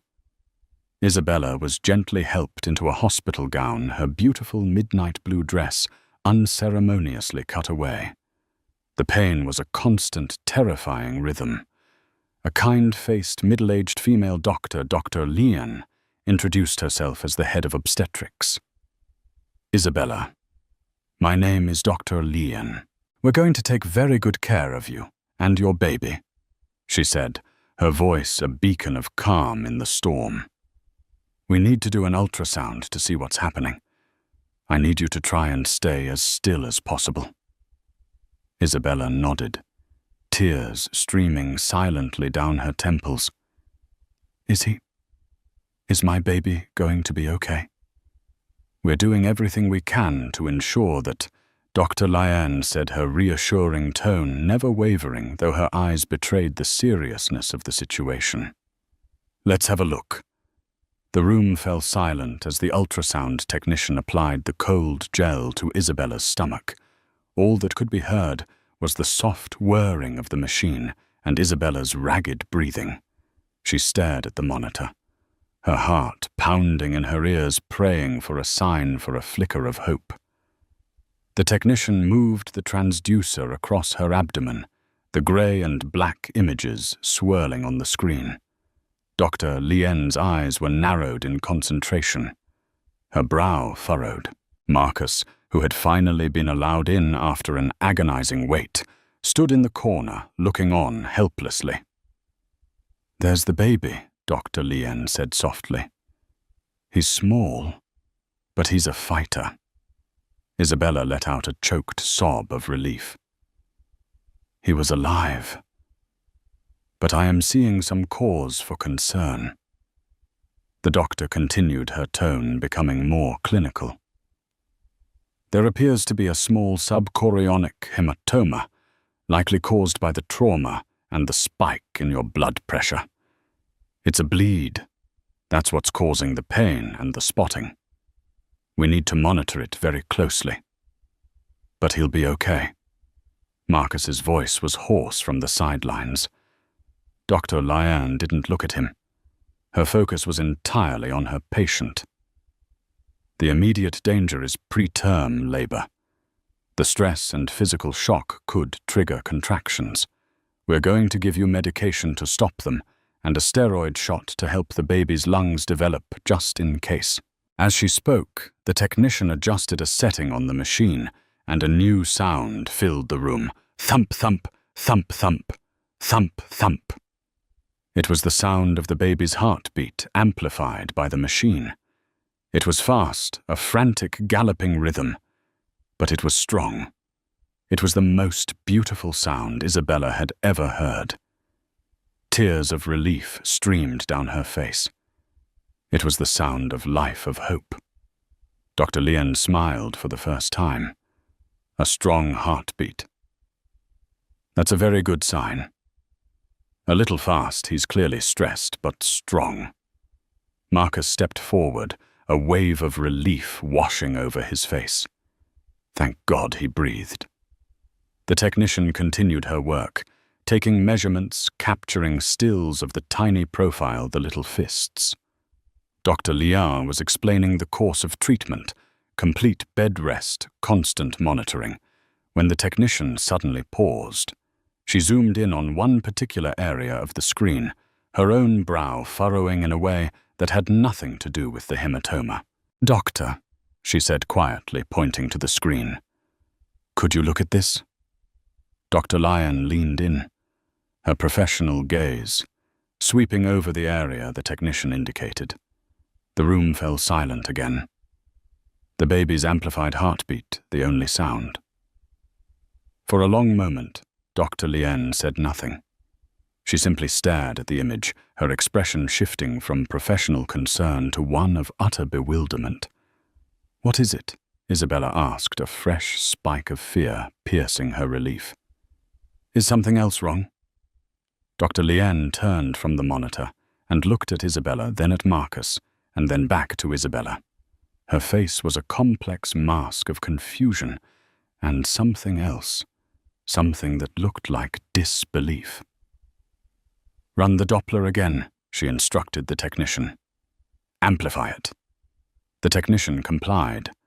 The thump-thump sound filled the room once more. But this time the technician moved the transducer just a few centimeters, and then another sound joined the first. Thump-thump, thump-thump, thump-thump, thump-thump, thump-thump, thump-thump. It was a second heartbeat, distinct, separate, yet beating in an almost identical, frantic rhythm. It was unmistakable. The room, which had been filled with one frantic heartbeat, was now filled with the sound of two. Isabella stared at the screen, then at the doctor, her mind unable to process the sound. "What is that?" Marcus stepped closer to the screen, his eyes wide with confusion. "Is that an echo? What's wrong with the machine?" Dr. Lien slowly shook her head, her eyes still locked on the monitor, where two tiny, flickering forms were now visible. She looked up at Isabella, her voice barely a whisper. "Mr. Thorne, there is nothing wrong with the machine." She took a deep breath, as if steeling herself to announce something utterly impossible. "Isabella, you're not carrying one baby." She pointed a trembling finger at the screen, at the two distinct sacs, at the two tiny, flickering hearts, beating in terrified unison. "You're having twins." The revelation hung in the air, a fact so stunning, so completely unexpected, that it defied all logic. All the previous scans conducted by a top society doctor chosen by Marcus had shown only one baby. One boy. The heir. Marcus had been there every time, beaming as he looked at the grainy image of his son. A wave of dizziness washed over Isabella. Twins. How was that possible? They had done scans at 8 weeks, 12 weeks and the detailed anatomy scan at 20 weeks. All had shown one baby, a single, healthy boy. Then a darker, more insidious thought began to form in the recesses of her mind, born from the night's catastrophic betrayals. She looked at Marcus, whose face was not filled with the joy of an unexpected blessing, but with a ghostly pallor of pure, unadulterated shock. His expression was not one of confusion. It was the look of a man whose carefully constructed lie had just been blown apart by the most undeniable, most irrefutable truth of all. The society doctor, the man he had chosen, the insistence on it being a boy, the unwavering certainty. But all the other scans? She began, her voice trembling as the horrifying implication began to dawn on her. Dr. Pham always said. He said it was just one. Marcus couldn't meet her gaze. He stared at the screen at the 2 heartbeats that had just exposed him, his mind clearly racing, searching for an escape that didn't exist. And in that moment, Isabella understood. The slap, the affair, the public humiliation that was just the prelude. This was the true betrayal. It wasn't just a simple case of infidelity. It was a deception so profound, so calculated, that it had targeted the most sacred space in her life, her own body, her own children. Dr. Lien, sensing the monumental shift in the room, spoke gently. Sometimes a twin can be hidden, tucked behind the other, especially if the sonographer isn't specifically looking. But at 26 weeks, it's unusual to miss. Very unusual. Her carefully chosen words hung in the air, a quiet indictment. The 2 heartbeats continued their frantic rhythmic drumming, a sound that was no longer just a sign of life, but a declaration of war. They were the beat of a truth that could not be silenced, a truth that revealed that Marcus Thorne had not just lied about his mistress, he had lied about the very nature of the legacy he claimed to cherish. Isabella was not just carrying his heir. She was carrying a secret he had desperately, and for reasons she couldn't yet fathom, tried to conceal. And now, thanks to the violent act of his mistress, that secret was out. Everything had changed. The revelation of the 2nd heartbeat did not bring joy. It detonated in the sterile hospital room like a silent, devastating bomb, obliterating the last vestiges of Isabella's shattered reality. The sound of the 2 tiny hearts beating in unison was a testament not to a miracle, but to a monstrous, calculated deception. Isabella lay on the hospital bed, the doctor's words echoing in her ears. "You're having twins." She looked at Marcus, truly looked at him for the first time since the news broke. The panic on his face was undeniable, but it was laced with something else. The cold, hard glint of a man cornered. It was the look of a king whose carefully constructed kingdom had just been set ablaze. "You knew," she whispered, her voice devoid of tears, stripped bare to a chilling monotone. It wasn't a question. It was a statement of fact, a verdict. "You knew, and you lied." Marcus flinched, as if she had slapped him. "Isabella, no, how could I have known? It's a surprise, a blessing." His attempt at feigned delight was pathetic, a transparently false performance that was an insult to her intelligence. "A blessing." Her voice rose, laced with a hysterical edge. "You stood there at every appointment with Dr. Pham, your hand-picked physician, looking at the screen and telling me about our son, the Thorne heir. Was he in on it too? Did you pay him to lie to erase one of our children from existence?" The accusation hung in the air, ugly and undeniable. Dr. Lyon and the technician suddenly became very busy, averting their eyes, offering the illusion of privacy where none existed.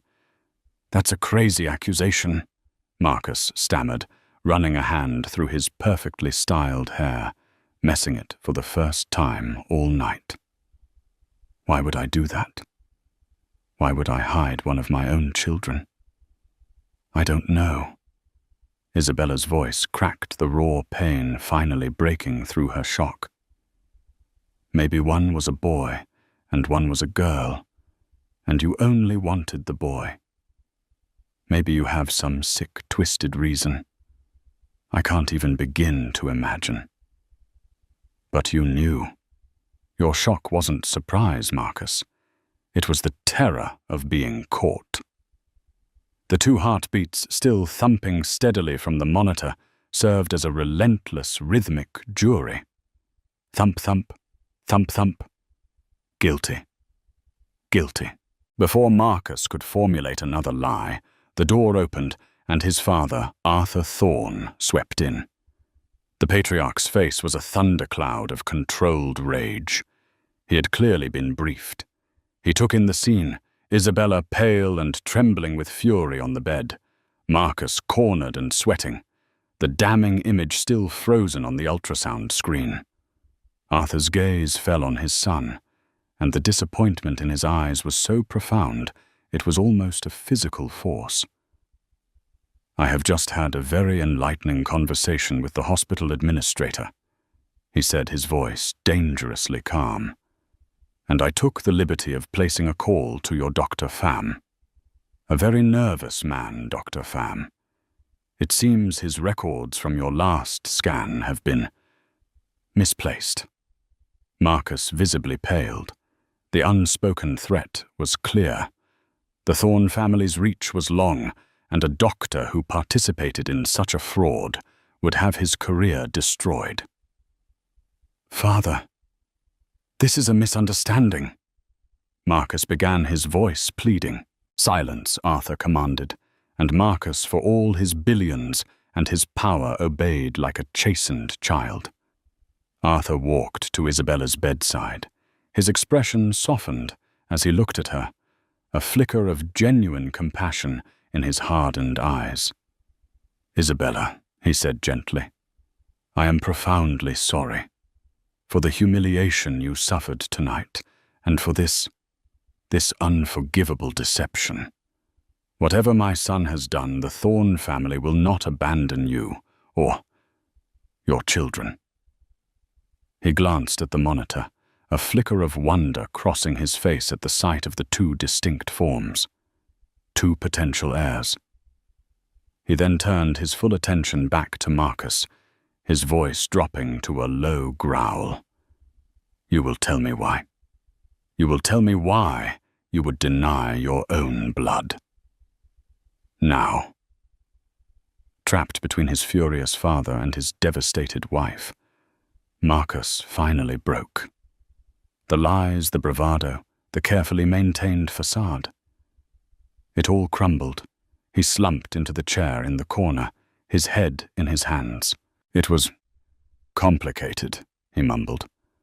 Complicated does not suffice when you are lying to your wife about the existence of your child, Arthur thundered. Marcus looked up, his face a mask of desperation. It was Camilla, he said, his voice barely a whisper. She's pregnant too. The air was sucked out of the room. Isabella felt a fresh wave of nausea so intense she thought she would be sick. It was a betrayal on a scale she could never have conceived. I found out a few months ago Marcus continued the confession, tumbling out of him in a torrent of self-pitying misery. She claimed it was mine. She threatened to go public to ruin everything. The anniversary, the launch of the new subsidiary. The timing was a disaster. She wanted me to leave you to marry her. She was obsessed.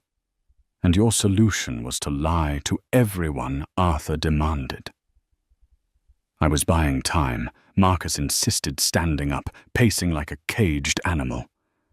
I didn't know if her baby was even mine. I told her I'd handle it. My plan, my stupid, idiotic plan, was to secure the legitimate heir, our son. He looked at Isabella. I needed to establish his primacy. A single male heir. It was clean, powerful. It would cement our family line and make Camilla's claim if she made it seem like a desperate, pathetic ploy from a scorned mistress. The chilling logic of his plan began to dawn on Isabella. And a second baby, a twin, complicated that she said her voice hollow. It muddied the waters, he exclaimed, almost angry that she was making him admit it. 2 babies. It made it seem messy, less definitive. And what if one was a girl? It would weaken my position.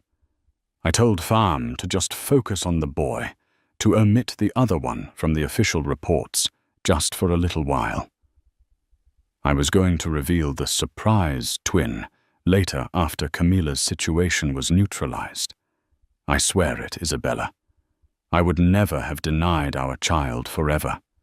It was a temporary, strategic deception. A strategic deception. Isabella repeated the words, tasting their poison. You erased our child from our lives for strategy. You made me believe I was only carrying one baby, grieving a loss. I didn't even know I had all to manage your sordid affair. The sheer cold-blooded calculus of it was breathtaking. He had weighed his children on a scale of public relations and corporate strategy and found one of them wanting. He hadn't just cheated on her. He had played God with their unborn children. Arthur Thorne looked at his son with utter contempt. You are a fool, Marcus. A weak, short-sighted fool. You have taken a crisis and turned it into a cataclysm. You have dishonored your wife, your name, and your own unborn children, all to appease a venomous viper you were too weak to discard. He turned back to Isabella, his decision made. Isabella, you will want for nothing. The full resources of the Thorne family are at your disposal. You and your children will be protected. As for you, Marcus, he said, his voice dropping to absolute zero. You are relieved of all your duties at Thorne Corporation, effective immediately. Your assets are frozen. You will go to the country house, and you will not leave until I summon you. You have made your bed of lies. Now you will lie in it. Alone. The verdict was absolute. In the space of a few hours, Marcus Thorne had gone from the king of Hanoi's business world to a dethroned, disgraced exile. He stared at his father, then at his wife, his mouth opening and closing with no sound coming out. There was nothing left to say. His lies had unraveled, and in doing so had unraveled him completely. Isabella watched him, feeling not a shred of pity, only a vast, empty coldness, where her love used to be. The man she had married was a stranger, a moral void, hidden behind a handsome face and a charming mouth. The trauma of the night, the slap the terror had forged something new inside her. The meek, trusting art curator was gone. In her place was a mother of 2, a woman who had been pushed to the absolute limit and had found not an abyss but a core of steel. The 2 heartbeats on the monitor continued their steady, strong rhythm. They were the only truth left in the room. They were her truth. And she would protect them and herself with a ferocity that Marcus and his mistress could not possibly comprehend. The war was just beginning.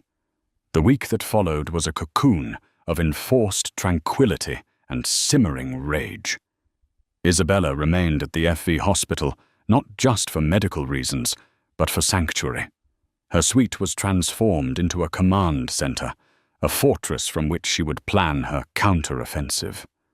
The hematoma was stable, the risk of preterm labor had subsided, and the 2 tiny heartbeats that had upended her world grew stronger each day. They were her fuel, her purpose. Arthur Thorne was true to his word. He visited daily, not with the overbearing authority of a patriarch, but with the quiet deference of an ally. He saw in Isabella not a fragile victim, but the future matriarch of his legacy, the guardian of not one but two of his grandchildren.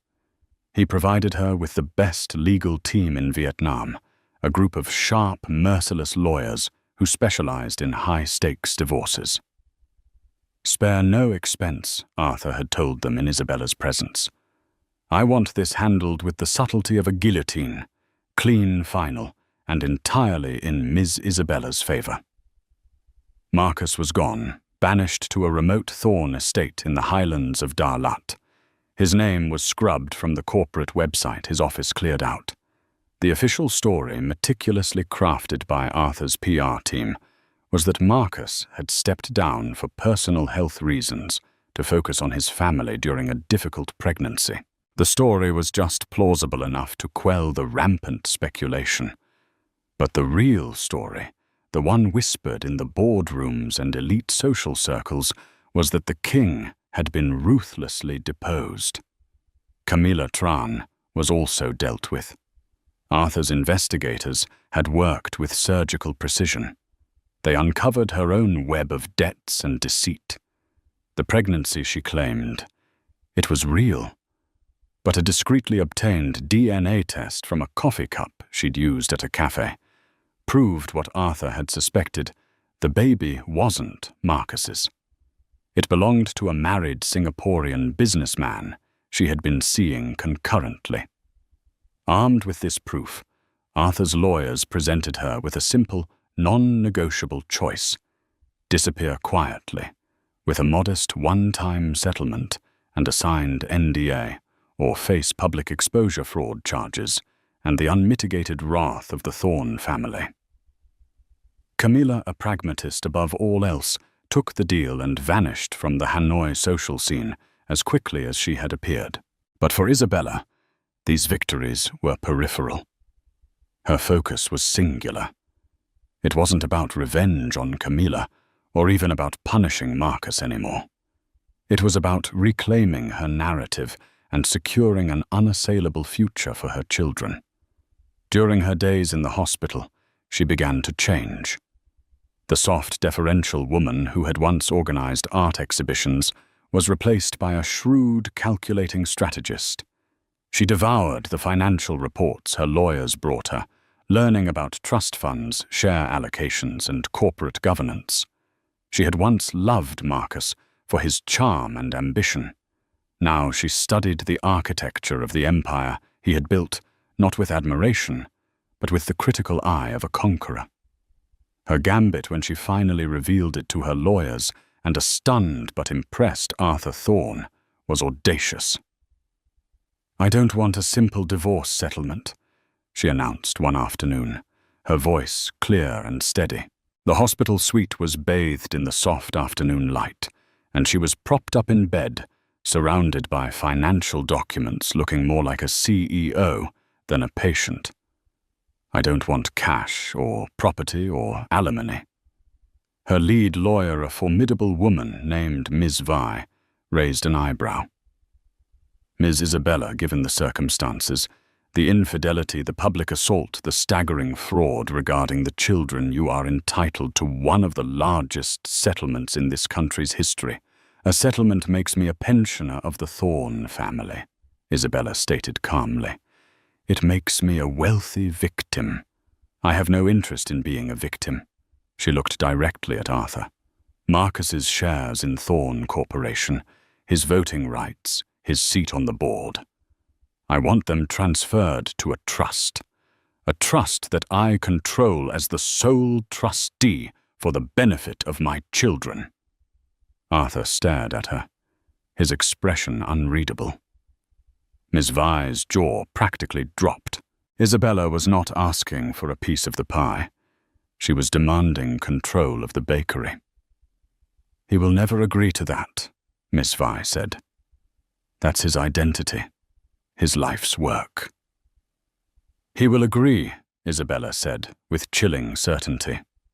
"Because the alternative is that I don't sign a non-disclosure agreement. The alternative is that I give a full, exclusive interview to the Wall Street Journal. I will tell them everything. About the affair, about the public assault by his mistress, and about the meticulous medically assisted fraud he perpetrated to hide the existence of one of his own children for strategic gain. She let the threat hang in the air. It was mutually assured destruction. The scandal would not just destroy Marcus's reputation permanently. It would taint the Thorn Corporation name for a generation. It would cause shareholder panic, invite regulatory scrutiny, and become a legendary case study in corporate malfeasance and moral bankruptcy. I will detail how Dr. Pham was pressured to falsify medical records. She continued, her eyes locked on Arthur. I will explain that my husband's immediate reaction to discovering he was having twins was not joy, but terror at his lie being exposed. I will paint a picture of a man and a corporate culture so obsessed with a clean, powerful narrative of a single male heir that it was willing to deny a child's very existence. Arthur remained silent, his steepled fingers covering his mouth. He was a ruthless businessman, and he recognized the move for what it was, a brilliant, perfectly executed checkmate. Isabella had found his single greatest weakness, his obsession with the family legacy. She was using the sanctity of that legacy which Marcus had so carelessly desecrated as her ultimate weapon. She wasn't threatening to take his money. She was threatening to burn his kingdom to the ground. Finally, he spoke, a slow smile spreading across his face. It was a smile of pure, unadulterated respect. "He'll sign," Arthur said, nodding to Ms. Vi. "Draw up the papers." The meeting with Marcus was arranged a week later, after Isabella was discharged and settled into a new, secure penthouse, one chosen and paid for by her from an advance on the trust. The location was neutral, a private conference room at the Sofitel Legend Metropole Hanoi, a place of old-world power. Isabella walked in not as a victim, but as an equal. She was no longer pregnant and hiding behind flowing dresses. She had given birth 2 days prior to 2 small but healthy babies, a boy Leo and a girl Luna. The birth had been premature but uncomplicated. Her body was tired, but her spirit was forged in iron. Marcus was already there, flanked by his own lawyer. He looked diminished, a ghost of his former self. The tailored suit hung loosely on his frame, and the arrogance in his eyes was gone, replaced by a weary resignation. He hadn't seen Isabella or his children since the night at the hospital. He stood when she entered. "Isabella, I heard about the babies. Are they?" "They are fine," she said, her voice cool and professional, cutting him off. She did not take the offered seat across from him, but remained standing, a silent assertion of power. "No thanks to you." She gestured for Ms. Vi to present the documents. Marcus's lawyer read through them, his eyes widening with each clause.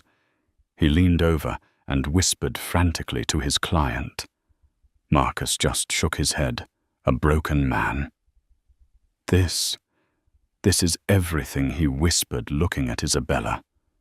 "My shares, my seat, my entire life."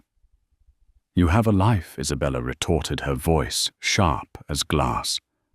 "You have one because I am choosing not to scorch the earth. I am choosing to protect the family name for the sake of my children. This is not a punishment, Marcus. It is a consequence. You proved you are not fit to be the steward of this legacy. So now I will be." She finally sat down, her gaze unwavering. "You will have supervised visitation rights. You will be provided with a generous allowance, enough to live comfortably, but not enough to cause trouble. You will, for all intents and purposes, retire from public life. In return, the world will remember you as the man who stepped down for his family. It's a better legacy than the one you were building. You should thank me." There was a long, heavy silence. Marcus looked at the documents, then at his ex-wife, the woman he had so grievously underestimated. He saw not the gentle girl he had married, but an empress in the making. He had created her, in a way. His betrayals had been the fire, and she had walked out of it reborn, holding his entire world in her hands. With a trembling hand, Marcus Thorne, the deposed king, picked up the pen.